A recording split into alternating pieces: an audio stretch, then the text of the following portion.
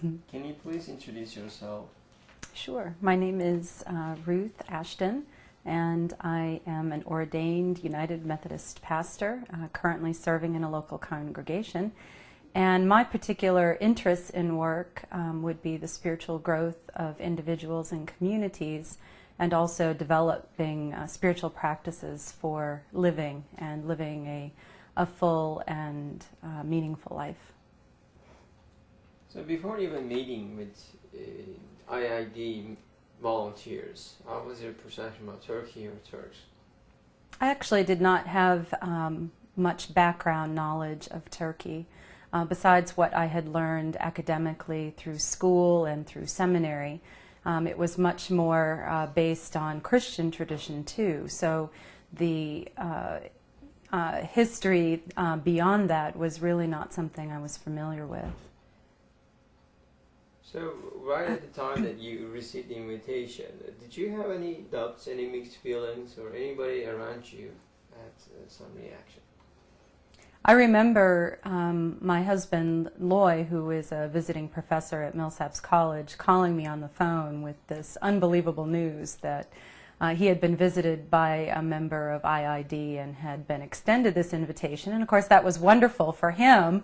And just I was so pleased that he would get a chance to go to Turkey, never realizing that this would be an opportunity for me when we initially spoke. And when he said that there was a possibility that I might be able to go, particularly as a religious leader in my community, that almost seemed unbelievable to me too. It was sort of twice as good and twice the blessing. I would have been perfectly ecstatic to have him go and experience this, but to have myself invited as well was just an incredible, generous gesture on the part of IID. And I would say that it was certainly just nervous excitement and just, wondering what to pack, what to bring, how are we going to go all over the country and see all these things, and what would I be learning, trying to purchase guidebooks and read up on some history before going so that I could really get as much, absorb as much as I could from this experience. And the only thing I can say that across the board, from family members to friends, that the response that I received was incredibly positive, if not also a little bit envious that we were going. I'm not sure how much my congregation understood what was happening. The senior pastor, Rod Borders, was also invited in addition to his wife, Gloria. And so I know from the congregation's point of view, they suddenly had two pastors and their respective spouses going to Turkey. And our trying to explain that to them and what this was all about was definitely challenging for them. I think it was first difficult to wrap their minds around that this was something that they didn't have to pay for, and that we were receiving this incredible spiritual and educational experience from a group that they had never heard of. So there was a lot of education involved in preparing the congregation for our leaving, and then having them be ministered to and have someone minister with them while we were gone, and then of course to share the experience when we came back. So when you were in Turkey, how did you find Turkish people? What was their outlook like?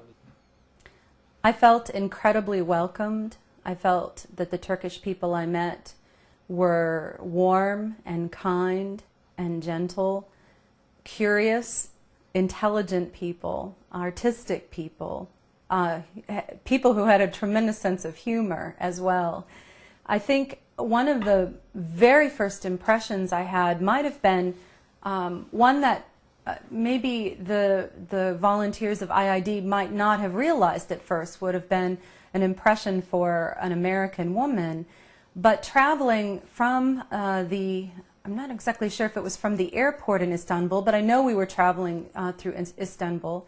And it was a day when, it must have been a family day, where there were so many people out on the lawns and in the parks. And it was clear that they had brought their food, they were cooking there, they had blankets, everybody was sitting and just enjoying each other's company. And as a woman who is yearning for her own family, and also I grew up in a very close family, I thought what a beautiful testimony to the family love that undergirds Turkish society, and that I saw, older people intermingling with their children and their grandchildren, and both men and women being very involved in the care of children and being very openly affectionate with their children. So already when, I hadn't been in the country more than probably an hour or two, and I was struck by how expansive the love is for family, for their history, for their country, for people who are coming in to visit. And I think that is an impression that just grew and deepened as I continued to visit people there in Turkey. And just as probably has been mentioned in many interviews, that the generosity and the hospitality and the willingness to give but also to receive was a tremendous testimony to the large-heartedness and the open minds of the Turkish people. So how was the host family? Like, did they want you to do your homes to have dinners with you? Yes. What was your feeling with them? Yes, I enjoyed so much the person-to-person, face-to-face contact that it wasn't. I come from perhaps a background where I started off in a very academic environment, and then going from seminary to the local church, I realized as a pastor how important it is to be with the people that you're serving, how important it is to eat at their tables and meet their family members and to talk about things in daily life, the news, or talk about our faith as we grow together in faith. And I felt that there was something very similar that I had in visiting Turkey and visiting host families, is that I was moving from an academic, bookish knowledge to a more intimate, more personable, more authentic, deeply authentic experience with the Turkish people.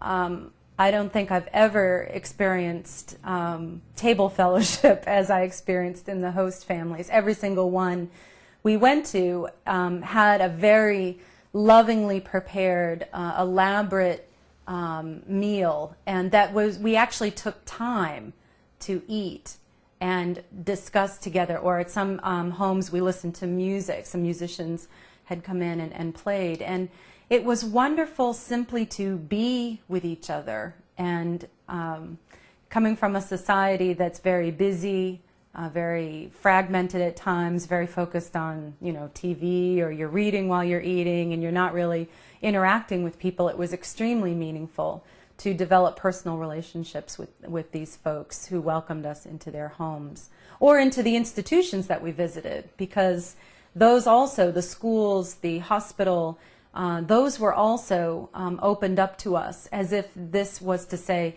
this is another important place to us. This is a place where we work. This is a place where we have dreams, and we want you to enter into that and be part of that.